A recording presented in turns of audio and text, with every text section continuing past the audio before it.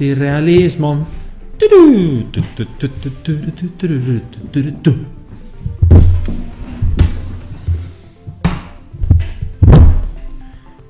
Bienvenidos a Optirealismo, vuestra dosis de ciencia optimista. ¿Qué tal, José? ¿Cómo estamos? Muy bien, hoy traemos un programita algo distinto, ¿verdad? Sí, algo diferente. Hoy vamos a salir de lo canónico. De hecho, vamos a hacerlo con cierta regularidad. No vamos a seguir una serie de pautas fijas e inmutables. Hay que ser flexible en la vida, hay que adaptarse. Y esto es lo que vamos a hacer hoy. En vez de hacer un programa canónico, en vez de estar aquí soltando la matraca, vamos a soltar la matraca, pero de otra manera. Vamos a ver casi, podríamos decir, un documental o un reportaje, ¿no? Sí, trata además de una ciudad que podríamos poner casi que como lugar de peregrinación para los optirrealistas, ¿no? ¿Qué ciudad hablamos? Para nosotros es el paradigma del optirrealismo, y esa ciudad es Ámsterdam. Una ciudad que es pionera en 1000 historias, en leyes, en progresía, en cultura, en comercio, en apertura de miras, en diversidad religiosa y racial. Por ejemplo, la blasfemia no está penada. No. La eutanasia está permitida, está regulada. La prostitución también, el consumo de drogas blandas también. Es decir, estamos hablando de un lugar casi que como que está a 20 o 30 años en el futuro, ¿no? Y siempre lo ha estado. Y vamos a intentar dilucidar por qué ocurre esto. Claro, porque al final uno tiene que encontrar un poquito las causas, ¿no? O sea, sabemos que Ámsterdam es así, sabemos que por algo tiene que ser, y ahí hemos estado un poco rascando, y yo creo que hemos encontrado una cosa realmente pequeñita y insustancial, que a veces son estas cosas, esas pequeñas cosas, las que provocan que una cultura o un pueblo se destaque frente a los demás, ¿no?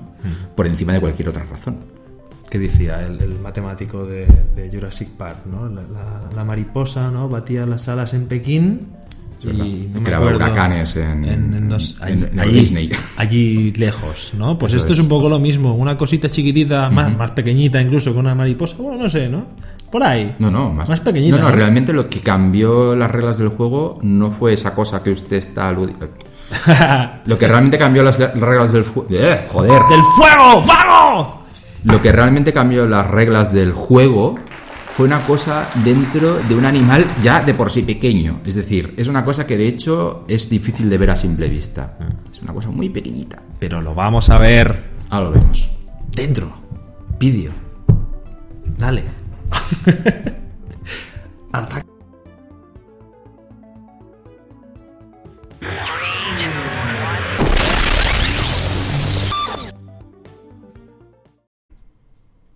Esto es Ámsterdam en el siglo XVII. Era el centro del mundo. Pero, ¿cómo es posible que un sitio así sea el centro del mundo?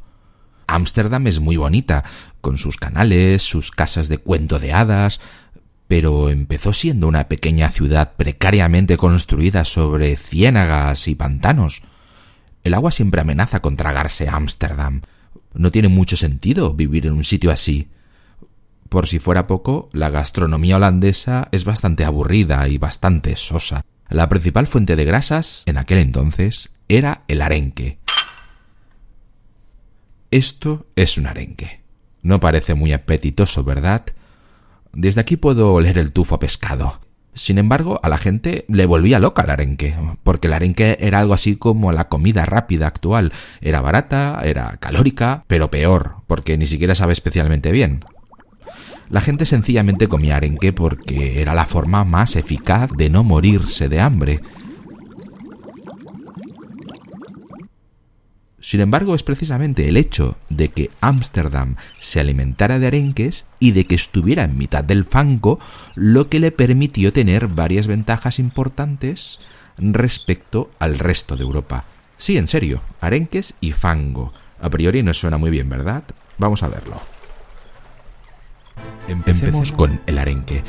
Durante el siglo XV, los pescadores holandeses descubrieron una cosa muy pequeña dentro del arenque a la que nadie le había prestado demasiada atención hasta ese momento. Era una especie de apéndice conocido como ciego pilórico, que se encuentra en el estómago. Por aquí veis el intestino, el ano, el corazón del esófago, el hígado. Es importante que os fijéis en el lío que hay aquí de órganos. Es decir, que el ciego pilórico no es fácil de ver o de descartar del resto de cosas. Y ahora viene lo bueno. Si se machaca este apéndice, se liberan unas enzimas que, al ser mezcladas en un cubo de agua y sal, permiten conservar por más tiempo el cadáver del arenque. Parece una tontería, ¿verdad? No lo es tanto. En esta época no existían los frigoríficos y tampoco era posible crear hielo de la nada. Sencillamente, si se pescaba un pez, había que comérselo al poco tiempo antes de que empezara a oler mal. Sin embargo, si los arenques permanecían sumergidos en ese cubo de agua con sal y con enzimas del estómago, entonces pasaba una cosa muy curiosa. El arenque se conservaba mucho más tiempo. Era como tener una especie de frigorífico. Era como haber creado hielo. Además, por si fuera poco, los arenques, que se conservaban así, luego tenían incluso mejor sabor. ¿A qué parece magia? Bueno, el nombre de las enzimas sin duda recuerdan a un hechizo de Harry Potter. Atención, carboxipeotidasas halotolerantes. Carboxipeotidasas halotolerantes. Bueno, no sé decirlo 2 veces seguidas. Esto es imposible. Vale, ahora estaréis pensando, tenemos comida que tarda más en pudrirse y que sabe un poco mejor. ¿Qué tiene que ver todo esto con la cultura holandesa? Pues tenéis que pensar que este descubrimiento es como la primera ficha que cae en una larga hilera de fichas. Hasta ese momento los pescadores holandeses no podían irse a pescar demasiado lejos. Por ejemplo, el Mar del Norte era un lugar muy rico en arenques, era algo así como la cueva de Alí Baba del arenque. Sin embargo, si alguien pescaba allí, durante el viaje de regreso, era todo tan largo que toda la mercancía ya estaba podrida o a punto de hacerlo. Con el descubrimiento de las enzimas del estómago del arenque, entonces empezaron a disponer de un sistema de conservación que evitaba este problema. El poder ir a buscar comida a lugares más remotos también fue un incentivo para desarrollar embarcaciones cada vez más sofisticadas.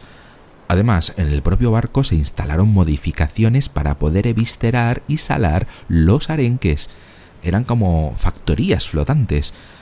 Eso permitía a los holandeses permanecer en alta mar durante 5 semanas o más, pescando, procesando pescado y pescando de nuevo. Fue una locura. El equivalente a encontrar petróleo o a una mina de oro gigantesca. De repente tenían tantas y tantas toneladas de arenque que podían exportarlo a otros países vecinos como Francia, Alemania, Polonia, Rusia. Naturalmente, el resto de las naciones no tenían ni idea de cuál era el secreto. En su punto culmen, los pescadores de la provincia capturaban unos 200 millones de arenques al año. Las flotas pesqueras holandesas eran tesoros flotantes. Por esa razón debían custodiarlos con barcos de guerra. También se establecieron mejores regulaciones que permitían que la cooperación entre todos fuera mucho más fluida y que la administración de las cargas fuera mucho más eficaz. E incluso esto propició pues que se mejoraran muchísimo las instalaciones del puerto, pues para cuando llegaban los barcos empezar a repartirlo todo, ¿no? El puerto empezó a crecer y a ser cada vez más importante. Los barcos se sofisticaron. La logística se hizo más fluida. De repente, aquel lugar empezó a ser uno de los más propicios para el comercio internacional. Comerciantes de los lugares más remotos llegaban hasta allí. Los barcos transportaban arenques a otras ciudades a través de los ríos y a su regreso traían consigo otras cargas como vino de Francia o cerveza de Alemania. Poco a poco el puerto de Ámsterdam se fue convirtiendo en una especie de Silicon Valley. Personas de diferentes credos y culturas venían aquí a comerciar y a su vez pues convergían ideas llegadas de todos lados. Como todos querían hacer negocio, dejaban atrás las rencillas ideológicas y ya no importaba tanto a qué dios le rezabas o a qué costumbre cultural manifestabas. Todos se toleraban porque así todos salían ganando. Esta nueva forma de tolerar lo extraño y lo extranjero hizo que la región fuera una Babilonia de culturas donde nadie te criticaba. De hecho, muchos pensadores de países con las libertades coartadas empezaron a desplazarse a esta provincia, lo que aumentó aún más la tolerancia general, como el pez que se muerde la cola, bueno, como el harén que se muerde la cola. Eso trajo aparejado pues más cooperación y más altruismo, mayor cohesión social, menos racismo y xenofobia. Tiempo más tarde, esta apertura de miras derivaría en el vocablo hedoghen. Soportar o mirar a otro lado respecto a determinadas actividades ilegales por pragmatismo o por convivencia. Este ambiente trajo a su vez a personas de todo el mundo que llevaban estilos de vida alternativos, llenando de ideas todavía más heterodoxas el país. Aquí vino gente como Descartes, como Spinoza, se cultivó el arte de Rembrandt, que fue por cierto el primer pintor en concebir autorretratos de personas normales de la calle y no reyes ni gente de la nobleza ni ricos. También albergaba numerosas editoriales con una actividad dinámica y eficiente al imprimir libros, polémicos y que luego se podían exportar a países donde habían sido prohibidos. Ámsterdam funcionó así como centro de experimentación contracultural al estilo del siglo XVI.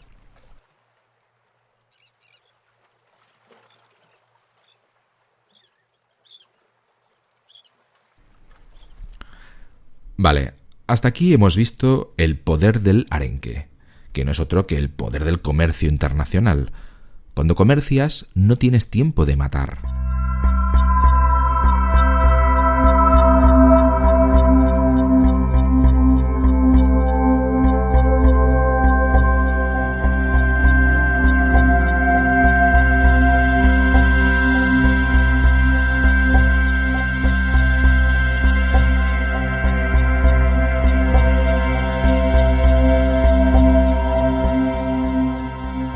Pero no hemos de olvidarnos del otro factor que permitió que este lugar fuera diferente al resto, que había crecido en el fango.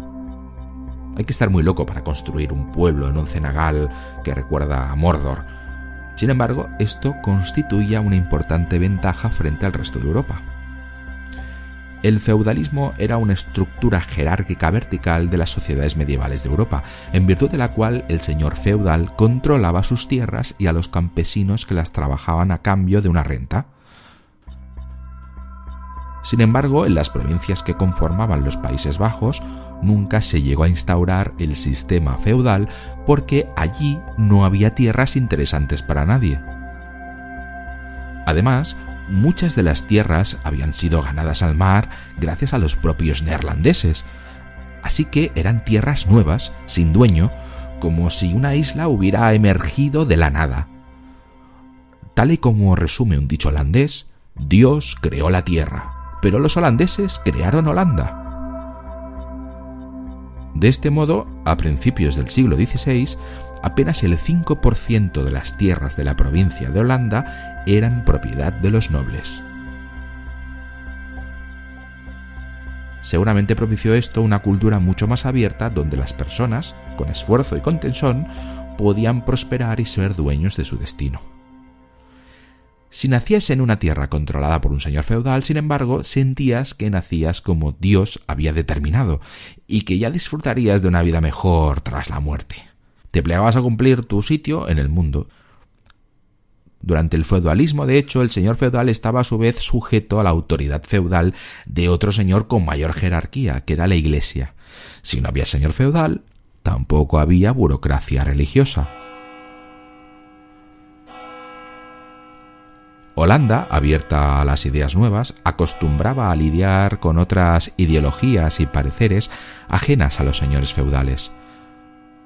Y esto propició el nacimiento de personas como Erasmo de Rotterdam, el que finalmente convertiría a los neerlandeses en verdaderamente independientes no solo de la religión institucionalizada. Eso explica, en parte, la rapidez con la que el pueblo se adhirió a la Reforma protestante. La esencia del protestantismo puede resumirse en que el poder no residía en la Iglesia católica, que el poder del Vaticano era más terrenal que divino, que el Papa no era alguien a quien obedecer. que es sólo el individuo y sus estudios de las Sagradas Escrituras el que debía cultivar su cristianismo sin fiarse de lo que dijera el párroco del lugar, lo que a su vez obligaba al individuo a aprender a leer, a ser alfabeto, aunque solo fuera para leer la Biblia. En resumen, estos fueron los más importantes factores que han hecho de Ámsterdam un lugar tan original. Vamos a verlos. 1. El descubrimiento causal en las entrañas de los arenques. 2. Unas tierras ganadas al mar y por tanto ajenas al feudalismo. 3. Una independencia del individuo alfabetizado y dueño de su destino que combatía la Iglesia. 4.